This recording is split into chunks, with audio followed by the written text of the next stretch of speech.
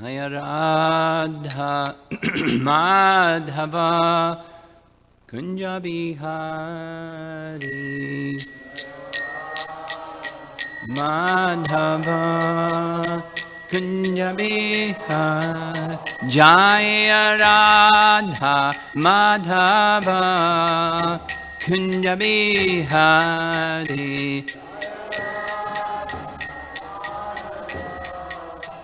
Kunja Bihari Gopi Jana Balabha Girivardhari Gopi Jana Balabha Gopi Jana Balabha Girivardhari Gopi Jana Balabha Girivardhari Jasodanandana Brajajanaranjana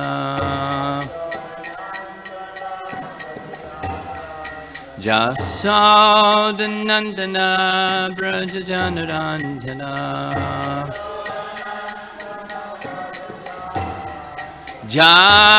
Jamunatira Vanachadi Vanacha Jamunatira Vanachadi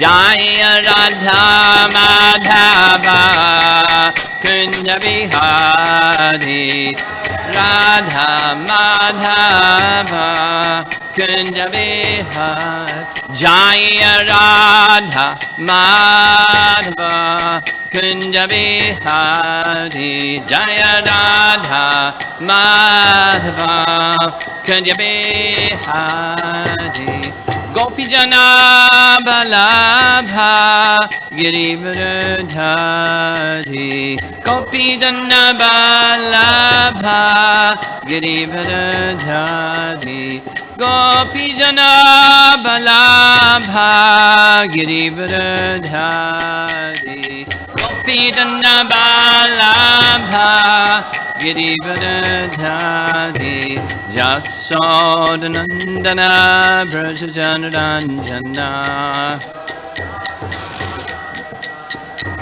Jasodanandana Brajajanaranjana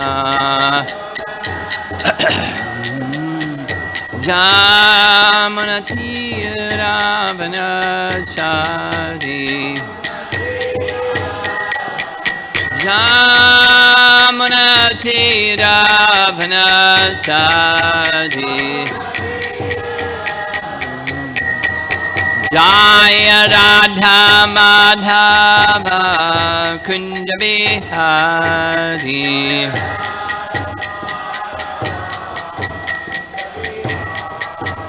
Jaya Radha Madhava Kunja Bihari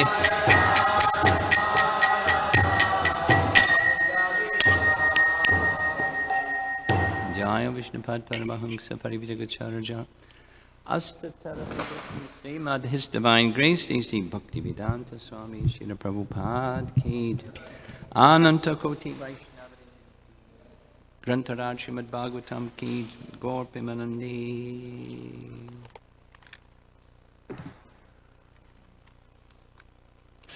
Om Namo Bhagavate Vasudevaya Om Namo Bhagavate Vasudevaya Om Namo Bhagavate Vasudevaya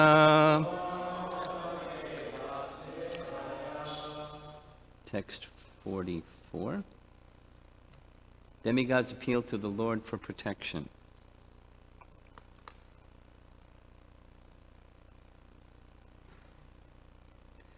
Namostu tasma upashanta shaktaye Svaraja labha pratipurta tatmane Guneshu maya rachiteshu vrittibhir Nasajjamanaya labhasvad uttaye Namostu tasma upashanta shaktaye Svaraja labha pratipurtatatmane Guneshu maya rachiteshu vrittibhir Nasajjamanaya nabhasvad uttaye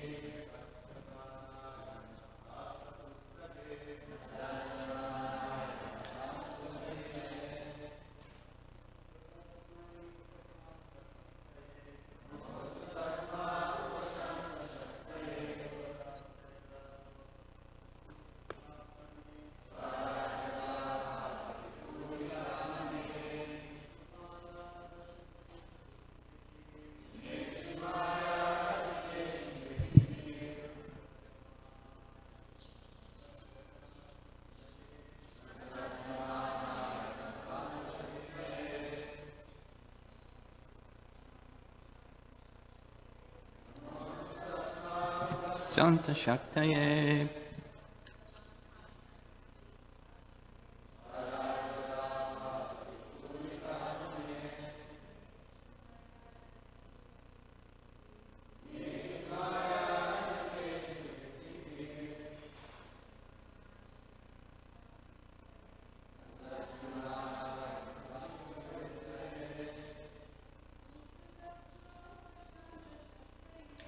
Namostu tasma upashanta shaktaye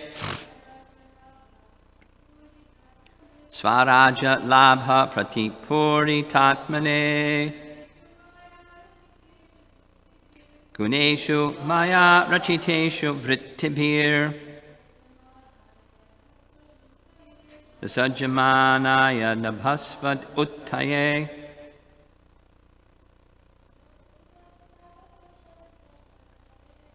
Mostu tasma upashanta shaktaye Svaraja labha pratipuri tatmane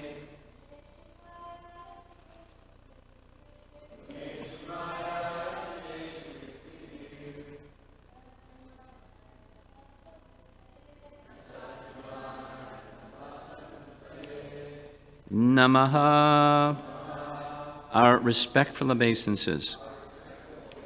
Astu, let there be. Tasmai, unto him. Upashanta shaktaye,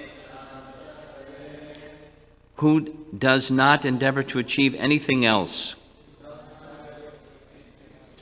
who is free from restlessness.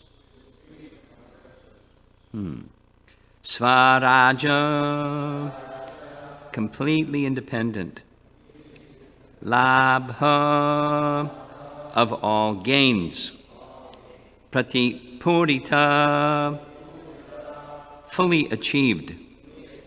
Atmane, unto the Supreme Personality of Godhead. Guneshu, of the material world. which is moving because of the three modes of nature. Maya rachiteshu, things created by the external energy. Vrittabihi, by such activities of the senses. Nasajjamanaya, one who does not become attached, or one who is above material pains and pleasures.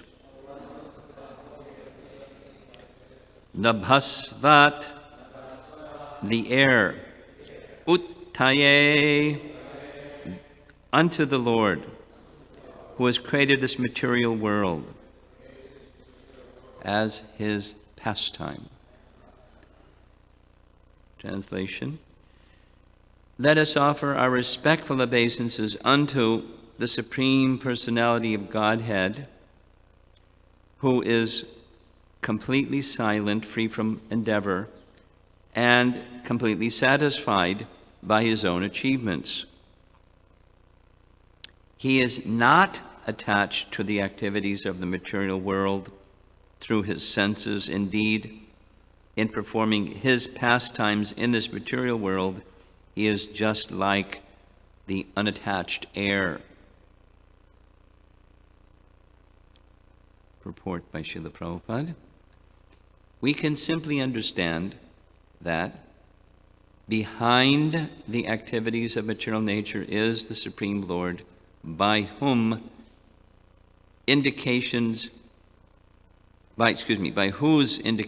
everything takes place, although we cannot see him. Even without seeing him, we should offer him our respectful obeisances. We should know that he is complete. Everything is done systematically by his energies. Parasha Shaktir Vivadaiva Shruyate. And therefore he has nothing to do. Na tasya karyam karanam chavidyate. As indicated here by the word upashanta shaktaye, his different energies act, but although he sets these energies in action, he himself has nothing to do. He is not attached to anything, for he is the Supreme Personality of Godhead. Therefore, let us offer our respectful obeisances unto him.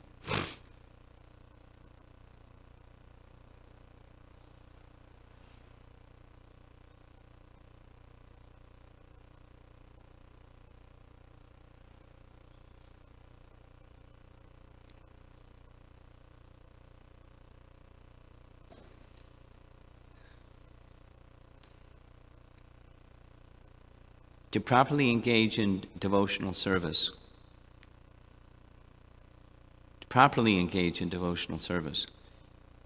the object of service is, it's best to know. There was some discussion in previous time spent in Chicago about different religions, and can different religions achieve the same outcome as those who follow Krishna consciousness or the system of bhakti yoga that we're following? And the answer I gave was yes and no. In principle, yes. And further detail, what to speak of understanding Goloka Vrindavan and the uniqueness of Goloka Vrindavan amongst the features of Haridham, or the Vaikuntha region. Goloka Namni Nijadamni Talecha Tasha Devi Maheshu Haridhama Suteshu Teshu. Verse from Brahma Samhita that there's different dhams. There's this one, Devi Dham. It doesn't even mention Svarga, because that Svarga is part of Devi Dham. and above that is Maheshdam, and above that is Haridam, and above that is Golokadam. So if someone doesn't have any understanding of Goloka, are they likely to achieve Goloka? Wherever the mind is fixed, that will be your destination. So if there's no information, and what to speak of attachment and love for that aspect of Krishna, is it likely they'll achieve? No. But elevation for sure.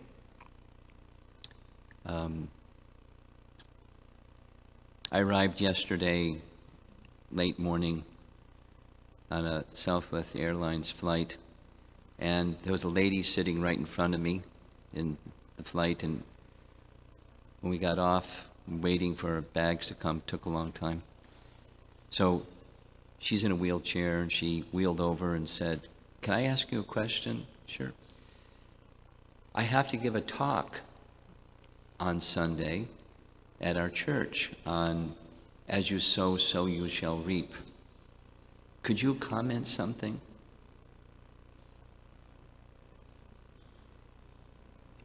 I said, this message is a message that's universal. It's a biblical message. As you sow, so you shall reap. But I think you know, that's why you're asking me, that there's, within Bhagavad Gita, there's a similar conception. And she said, "Yes, karma." I said, "Okay, so you know that term." And so as you do good, good comes. You do bad, bad comes. You do good things, you go to heaven, and you do bad things, you go to the bad place. And then we're in this intermediate region, in between some of good and some of bad. She's writing down there in her notebook. So one idea in a religious conception is you do good so that you can go to the good place, heaven. And don't do bad, because then you'll go to the bad place, and there's a way of atoning for sins according to different religions or different ideas, so that you don't have to go to the bad place. But the message of Bhagavad Gita is there's another place altogether that's beyond good and bad. It's called the kingdom of God. She was writing, she looked up. I said, in Bhagavad Gita, there's a distinction between heaven and the kingdom of God. Her jaw dropped. "Could you go over that again, please?" "Sure." The kingdom of God is where there's no good and bad. The kingdom of God is where there's no material activity, but there's no material bodies, because with the good, you get a body, and with bad, you get a body, and with a mix, you get a body. And the teaching of Bhagavad Gita is to go beyond that. Could you describe a little bit more? Sure. There's a soul, and the soul has spiritual form, and by engaging in activity to the Supreme Personality of Godhead, spiritual form, which is innate within the living entity, the soul, becomes awarded or manifest. So there's a distinction between kingdom of God and heaven, because heaven is where people that do good things go, and the kingdom of God is where one is simply interested in one thing. With these senses, serving the master of the senses, who is beyond the range of these senses, God. And you fix your consciousness like that, and you go to the kingdom of God. And no more heaven or hell. She's writing. So, the teaching of Bhagavad Gita, and then further the teaching of the Bhagavatam, is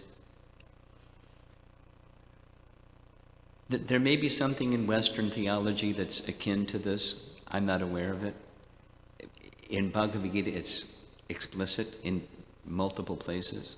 Abrahma bhuvana loka purnar avartanorjuna.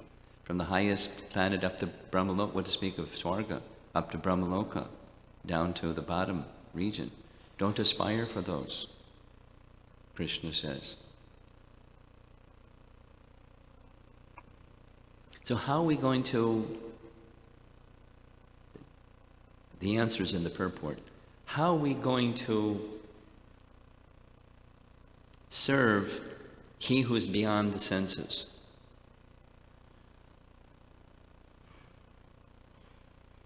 Using our senses. The touch. So one of the verses in the first canto Bhagavatam speaks of bhaktir adhoksajay. Who knows that verse? Bhaktir adhoksajay.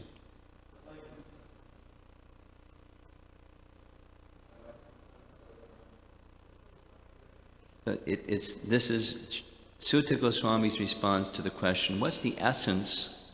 The Vedas are vast, people are lazy, they won't have the capacity to understand what to speak of, take the time to go through. What's the essence of all the Vedas? The essence of all the Vedas is devotional service, paradharma, and service unto whom? Who's the object of that service? He's adhoksaja. Adhoksaja means one who's beyond the senses. Bhakti means engaging the senses unto the master of the senses. Correct? Rishikena Rishikesha Sevanam.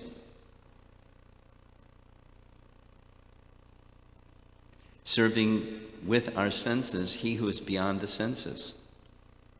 Well, it takes, he exists, the purport is explaining, he exists, but he's beyond the senses to know.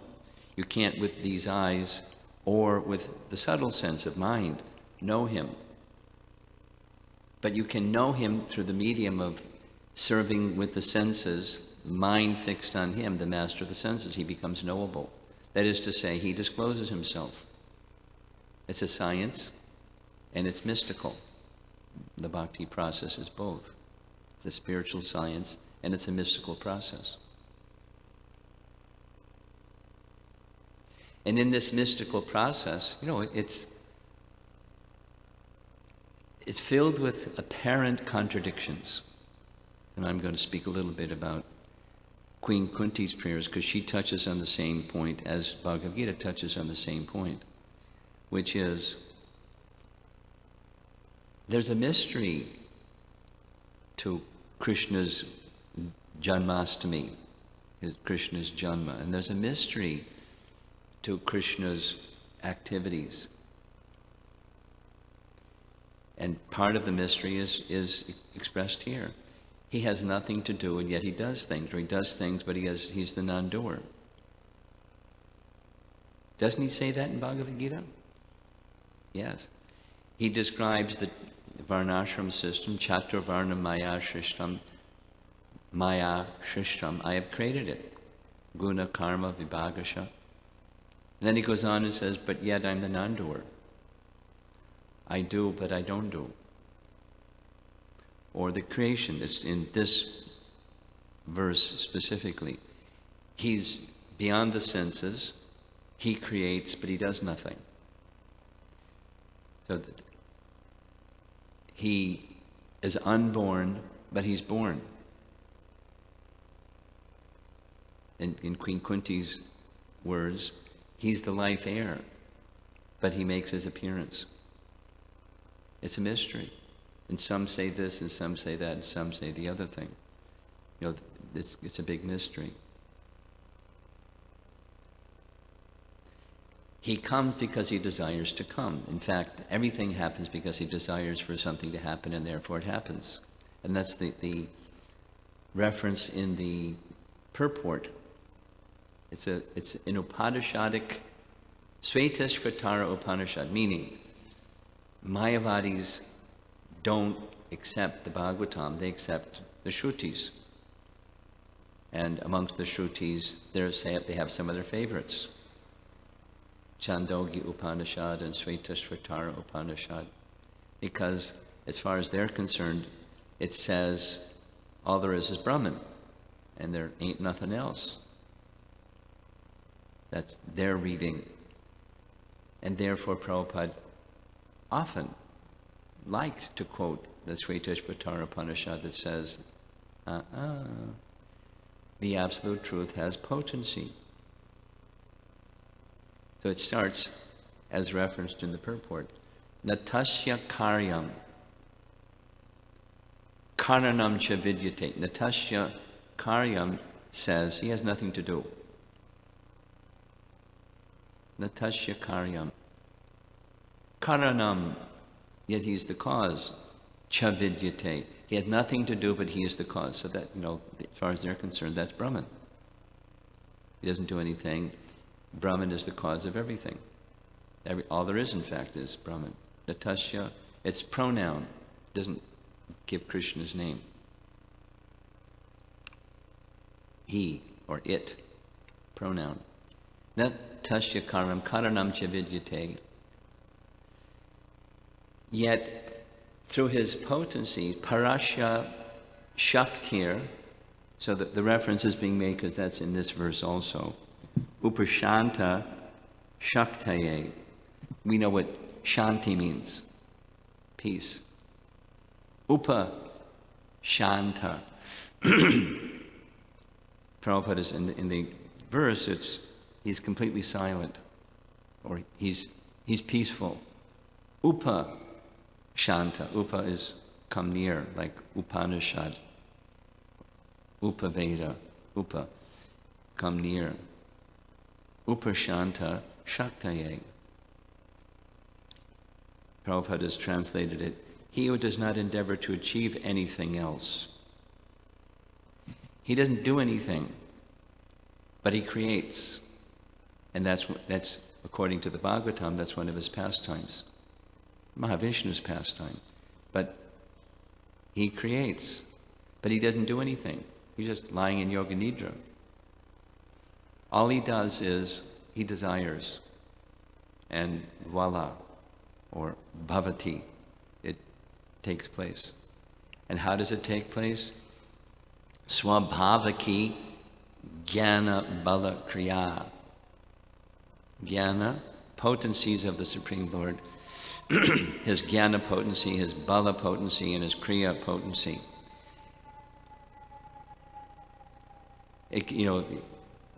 Take it further, just drill down a little bit more, and then a little bit more and a little bit more. And these are potencies that Mahavishnu deploys, or Ramadevi, his internal potency, deploys on his behalf, because they're her sub-potencies, her jnana potency and her bala potency. And then the kriya potency is activity. So it's his internal potencies, sub-potencies.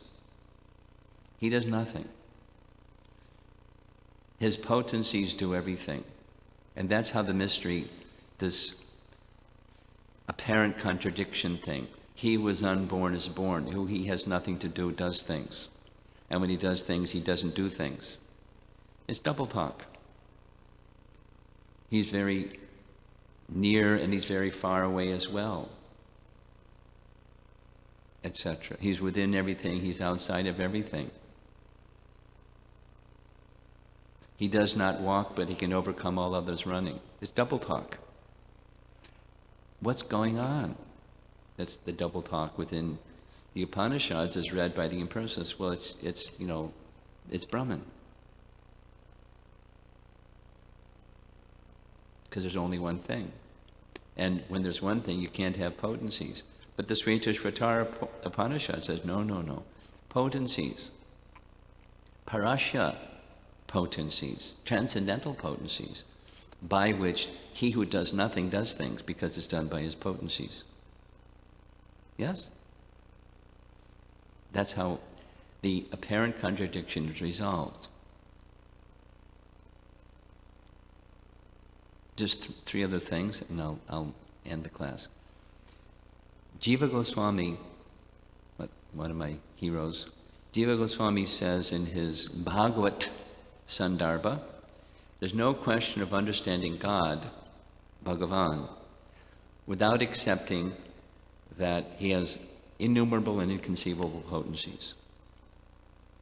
And then conversely, by accepting that Bhagavan, the absolute truth, has everything, including innumerable and inconceivable potencies, then it's very easy to understand God.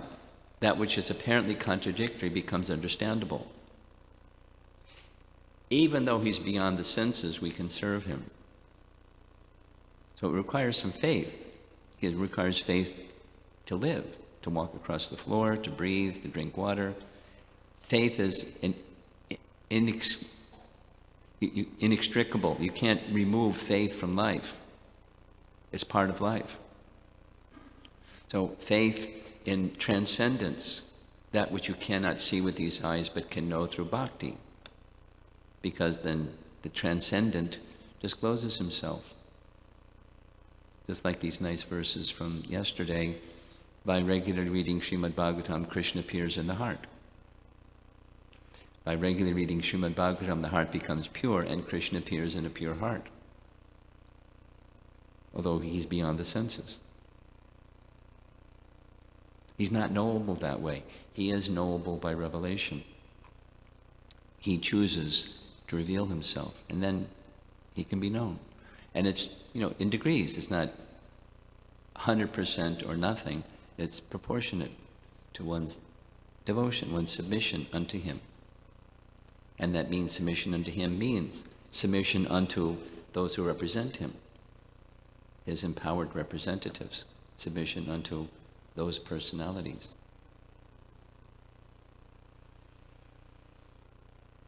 One other point, and the second point, is this reference to the unattached air. I'll read the sentence. He is not attached to the activities of this material world through his senses. Indeed, in performing his pastimes in this material world, he is just like the unattached air. The Bhagavad Gita quiz question. Where is that almost the same or similar message stated in Bhagavad Gita? Chapter 9. In the beginning part of chapter 9, Krishna makes this really strong statement. I'm going to describe something more confidential than anything else I've described so far. Most confidential knowledge. And that most confidential knowledge is this inexplicable relationship between he who has nothing to do and is unborn, creates the material world through his various potencies, and his various potencies rest in him, but he is not in them. You familiar with that section? It's the same as this Upanishadic double talk. I'll read. Then he explains how it is so.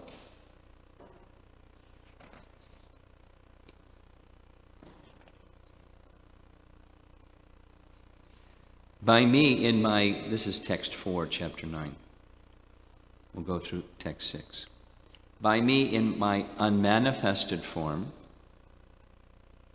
the entire universe is pervaded. All beings are in me, but I am not in them. And yet everything that is created does not rest in me. Wait a minute. Everything is in me, and yet everything that is created does not rest in me. Behold my mystic opulence. Although I am the maintainer of all living entities, and although I am everywhere, I am not part of this cosmic manifestation, for myself is the very source of creation. So if you don't have whiplash by that time, he gives an explanation of how it is so. Using this example of the sky. So in the Bhagavad Gita verse, it's Akash. Yata akashastato nityam. Akash means the sky. Here another term is used. It's the last term in the verse. Nabhasvat utaye. Nabhasvat. Nabhasvat is the air. Prabhupada has called it the unattached air. Krishna is likening himself in Bhagavad Gita to the air or the sky, in which the wind is blowing. But as the wind is blowing, what happens to the sky? Nothing. Because the sky is more subtle than the wind. So the wind can be quiet or the wind can be noisy, and it doesn't affect the sky at all because it's more subtle. Similarly, he who is the most subtle, everything is resting in him, but he's unaffected by that. As it goes, as it undergoes its changes and transformations through the influence of time and modes of material nature and living entities striving to fulfill desires, and he's completely unaffected, like the unattached sky. And then his act of creation is similarly a pastime. He undergoes no transformation. His energies undergo transformation. He undergoes no transformation. Those energies are working under his indication or desire. He doesn't do any more than that. So that's the pastime of creation, and then you can take other pastimes like Govardhan Hill. Krishna is lifting Govardhan Hill. He didn't have to pick up the mountain to lift Govardhan Hill. He did, but that was a pastime. And to make it really clear, this is a pastime, he did it one-handed. Not only that, he did it with his left hand, not his right hand. And not only that, it was the little finger of his left hand. For 7 days and 7 nights, he held Govardhan Hill. So those that don't accept God has innumerable and inconceivable potencies, what do they think? Fairy tale, mythology. Silly people talk about this stuff. We're intelligent. We're not silly people.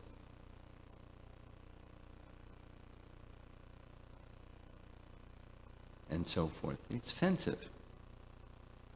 Or it's springing out of ignorance, of likening the personality of Godhead to us. And so right within that Svetashvatara Upanishad verse, Natasya karanam karanam sha vidyate, natat samaschabhyati kasya drishyate. There's no one equal to or greater than him. So don't compare us to him or him to us. That's a big mistake. He's not like us. He has Parasya Shakti. He has unlimited and inconceivable potencies which act according to his will.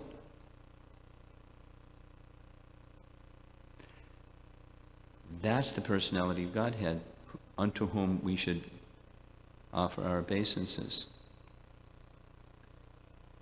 I'll just read the translation of this from one of Prabhupada's sloka books, the word for word, or the translation of this verse, Latasya Karnam. Very nice.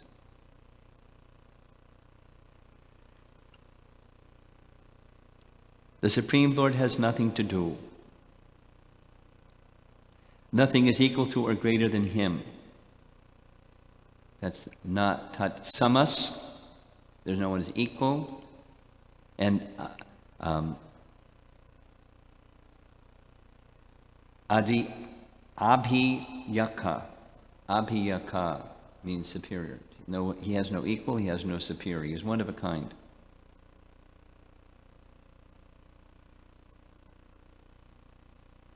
His parts and parcels, which are all simultaneously differently situated in his unlimited variegated potencies, listen to this, each potency acts quite naturally in sequences, providing him with full knowledge, power, and pastimes.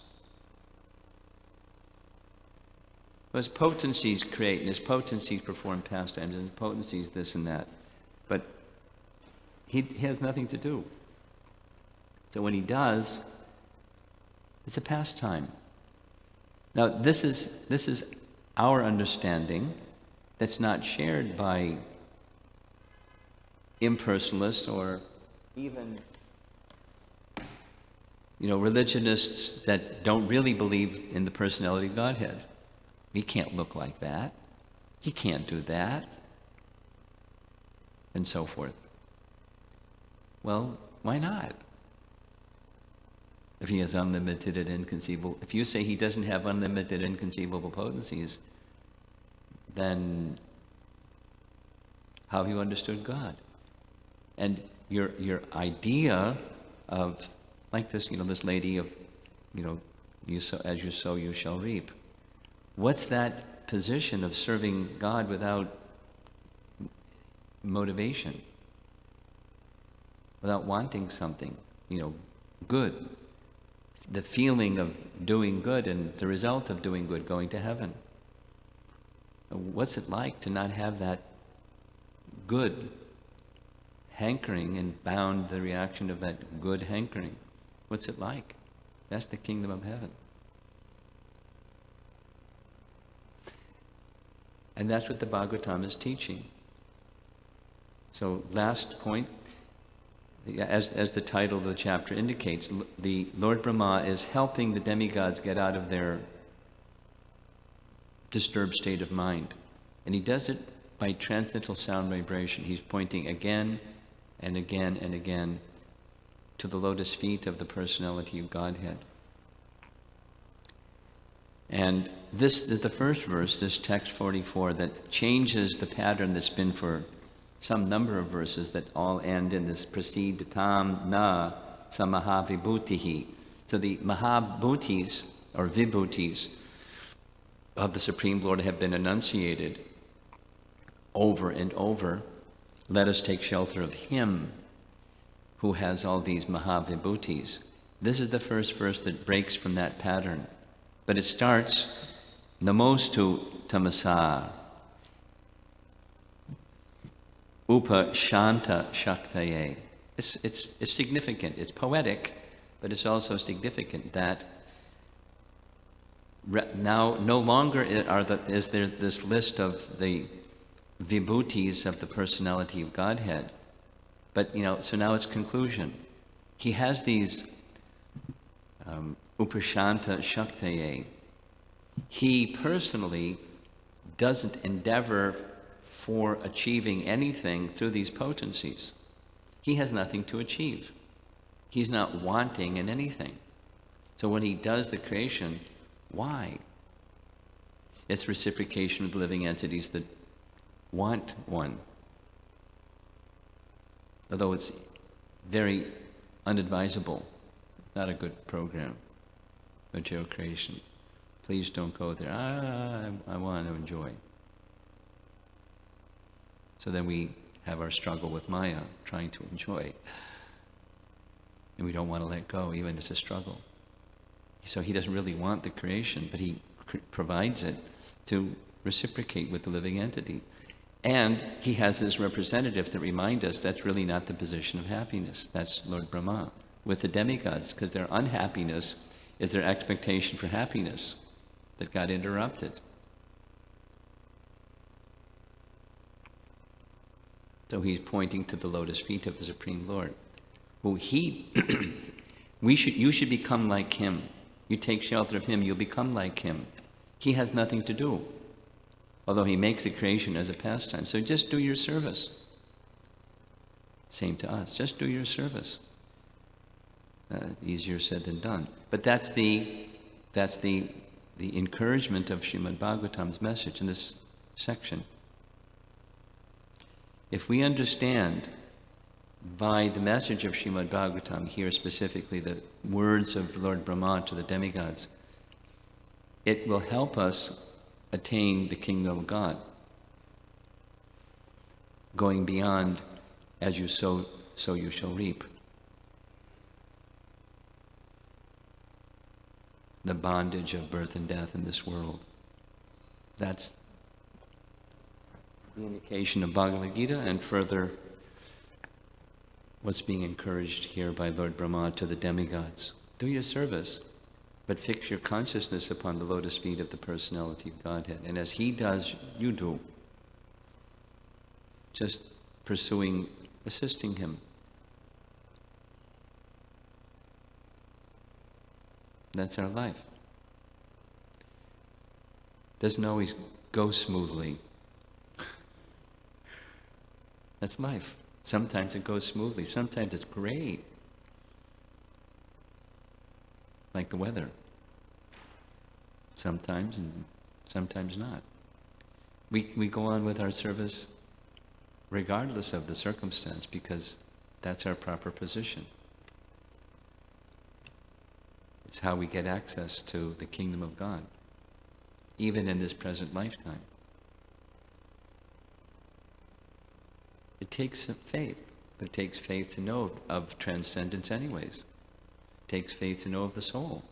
Kind of reasonable, but it still takes faith.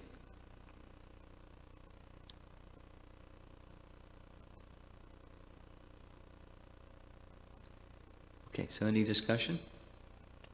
Yes.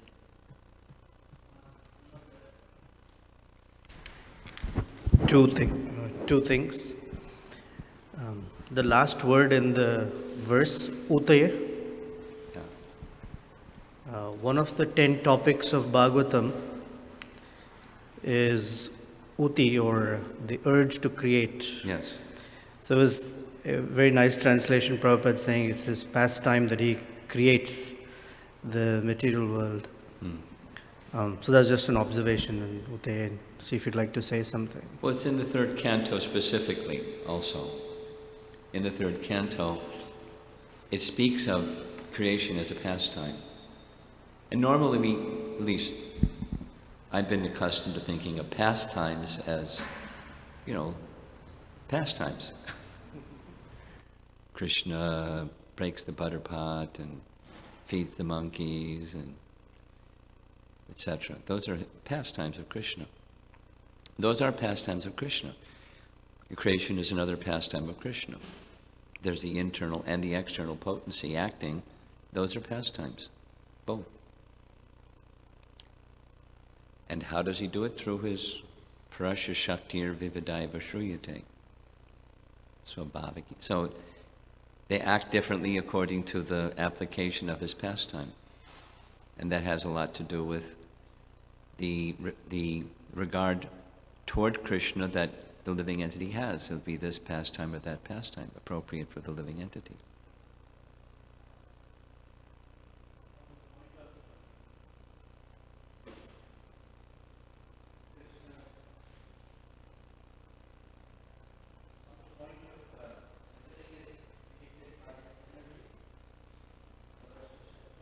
Yeah.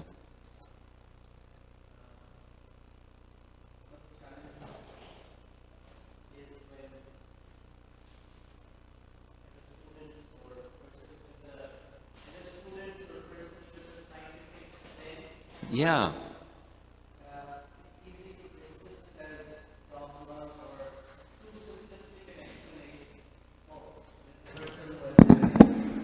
Like the nice devotee you introduced me to last night. Yes. The scientific urge, or whatever that is, they want, the mechanics of it, which Bhagavatam has, I think. Yeah, show me. They also, it's too simple. I want to know how this and that happens. And so, how does one take a person from, it's too simplistic or seems very dogmatic to, there's far more profound understanding included within that? Well, it depends on the theistic or atheistic predisposition of the individual, whether they can handle, how well they handle those situations. By that I mean,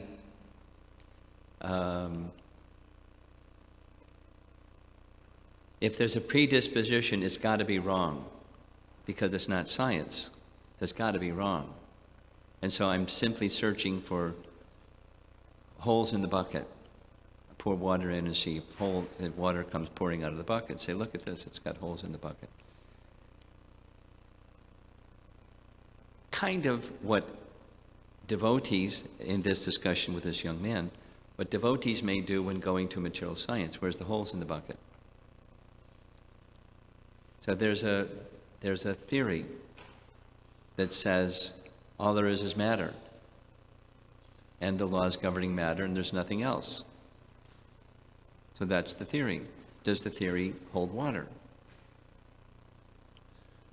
So a devotee scientist, because his question was, is there a place for both? So the devotee scientist will let's take, I gave him one example. Let's take inspiration. How Mozart composed symphonies, in a flash, going for a walk in the morning in the woods. The whole symphony appeared in his mind. He went back and wrote it down. Now,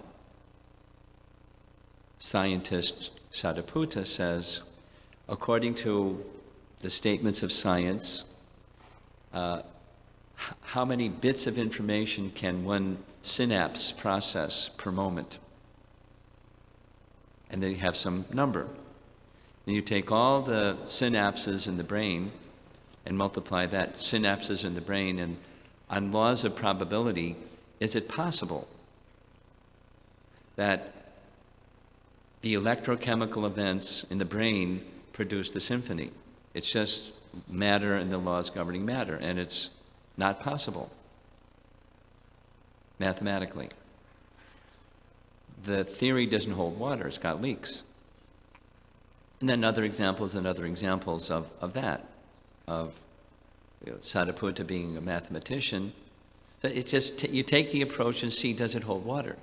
Is it sound? And you can go the other way. So he gave examples that mathematicians with problems of math that had no solution, 2 decades prior to the evolved state and subtle models of theoretical maths got solved like that by inspiration. No, mathematically, how is that possible? It's not possible. The tools were not there to get to a place that was 2 decades away within a flash, because those that composed it, described it, came in a flash. So mathematically, is it possible? It's a theory. All there is matter and the laws governing matter. That's all there is. Does the theory hold water? He calls it inspiration, models of inspiration. So it doesn't hold water. So maybe there's another model. Let's look at the Vedic model. Does it hold water? Using science and saying, does it hold water? That's more plausible. And I forget what the language is. Forget it. It's not, you can't prove this or that. You can't disprove this or that. Is it plausible explanation? Well, you can't disprove it. Is it a plausible explanation? So going the other direction, what the Bhaktivedanta Institute folks did with Professor Stapp as they invited him to take a look at the Sankhya model of Kapila Dev. Take a month and a half and study it in detail. Is it falsifiable? Are there holes in the bucket? And the end of a month and a half is there's no holes in the bucket. Doesn't prove it's right. It may be right, it may not be right, but it's not falsifiable. Based even on empiric evidence of the scientist. So that's one approach. No, it's not an approach that we non-PhD scientists can really enter into the territory of and speak authoritatively. But those that have that capacity can do so, certainly in the association of others that have that capacity. And you hear this one and you hear that one, and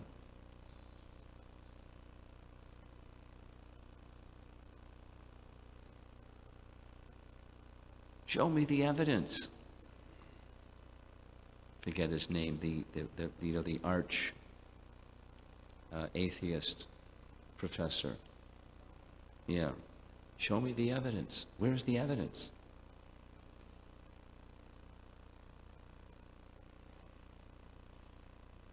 Jitendriya, you have some evidence? I like what Bhakti Vinod Thakur says in the conclusion of the Krishna Samhita. He said the clarity of the subject does not depend on the person. The subject's already established. Have you seen that book? I haven't read it. I've seen the book. Yeah, it's very concise and, explains everything. And he says, due to prejudices, people have those are obstacles. Yes. And they have to get beyond that. Yes. So, He has different categories of prejudices, the ancient ones and the recent ones. So like he says, like the clarity of the subject does not depend on the person. It depends on the person, not on the subject itself. So it's already established, Krishna's absolute truth. Yeah. Of course, that depends on the pramana that you refer to. Yes, Sabal. You have something else, Nityananda? That was it. Okay. Guru Maharaj, I wanted to ask you questions on Krishna's potencies. Krishna's potencies. Yeah. Previous verse 43 speaks about Yoga Maya as a source of the modes, material nature, and like that. And then we hear that from Srila Bhaktivinoda Thakur that you can divide the unlimited potencies of the Lord on Yoga Maya, Mahamaya, and Tatastha Shakti. So it appears, so I'd like if you can clarify this, that all comes from Yoga Maya. So is it that transform itself, or like that? How exactly that is explained? I can read the verse 23, the 43. When you put in the word exactly, it makes it a spanner in the works a little bit. Exactly. So, but anyway, go ahead. Here's what I say. All learned men says that the 5 elements, eternal time, fruitive activities, the 3 modes of material nature, and the varieties produced by these modes are all creations of Yoga Maya. That's the previous verse. That's the previous verse, yeah. How if you can explain a little bit. A little bit, okay. Yeah. That's easier than exactly. Yeah. The object and the reflection of the object. Mahamaya is, in the language of Brahma Samhita, is the maid servant of Krishna, the maid servant of Mahavishnu. So there's Rama Devi, who is like the wife, or the internal potency, the Yogamaya potency, the internal potency of Mahavishnu. And then there's the reflection of Rama Devi as Mahamaya, and that's the maid servant of Rama Devi, and thus the maidservant of Mahavishnu. She, Mahamaya, is the expansion of Yogamaya. Pradhan is the expansion of Ramadevi. That which Mahavishnu was glancing over is but an expansion of his internal potency. There's no disconnect. There's no reflection without the object.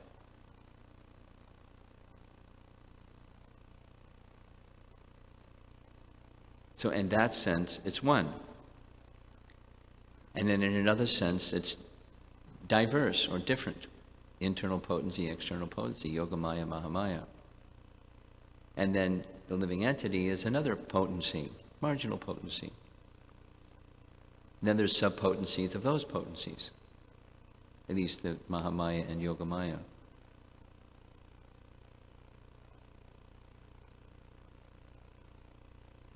Here's a detail, exactly. goes into the exactly category.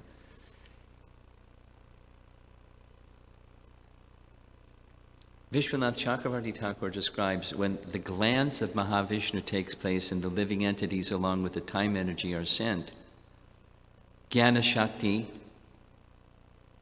and Bala Shakti are also sent.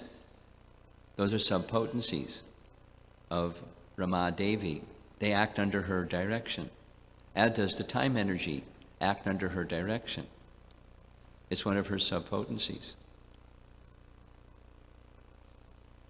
So Krishna says in Bhagavad Gita, time I am,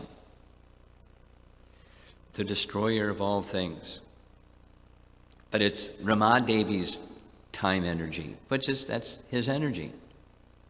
And it's not eternal time, it's the other kind. It's the time that past, present, and future brings things into being and destroys things. But that's a subpotency of Rama Devi who is a direct expansion of the Lord's internal potency. So there's this interconnection between the subpotencies of Maya and the potencies of Rama Devi, the internal potency. So now, exactly how does it work? Well, they have their own technology, exactly how it works, but energies can expand under the indication of the energetic.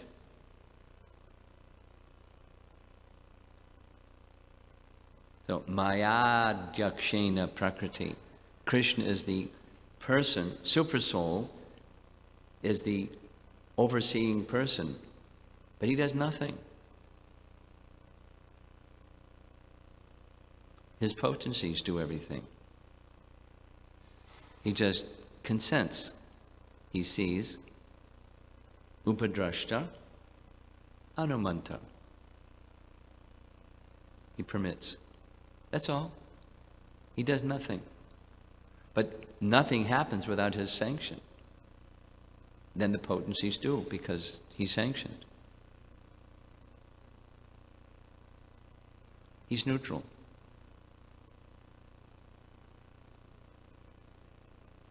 And the potencies are fully obedient to him. And then there's agents under him that know his will, and they carry out his will.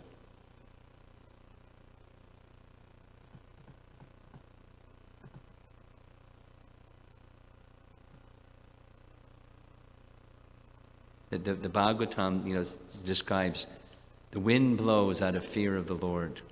The sun shines, like all of that. They're obedient. Their power comes from him. They know that. They do what he wants. He does nothing. He just sanctions. So that's the external potency, and then the internal potency similarly. His pastimes in Vrindavan, which we're more familiar with than these other ones, it happens by his will. All kinds of things. Very interesting things happen. Amazing things happen. Radharani marrying Abhimanyu. What? It's pastime. There's no such thing. Then that's another mystery.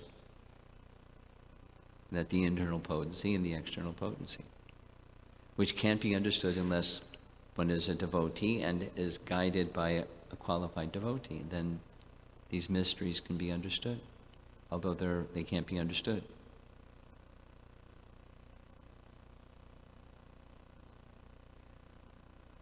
Inexplicable can be explained. That Bhaktivinoda Thakur also says. The inconceivable can be conceived. At least we can describe it. This is what he writes in one of his messages in the Namahata work that he did. Well, you say these inconceivable potencies, but you just explain them all. So it's quite conceivable. Answer. Yes, it's conceivable. When the energies move, you can't discern them. And that way, inconceivable. So at least it's very similar to what he writes in the purport here, in text 44. Though we cannot see him, we have full faith and full confidence that he's there receiving our service and he reciprocates. We have full confidence that he reciprocates, although we can't see him, unless he wants to reveal himself. And if he wants to reveal himself, that's the greatest of mercy. Through his internal potency. Then his external potency covers. That's the relationship. Then there's the living entity in the middle. Okay?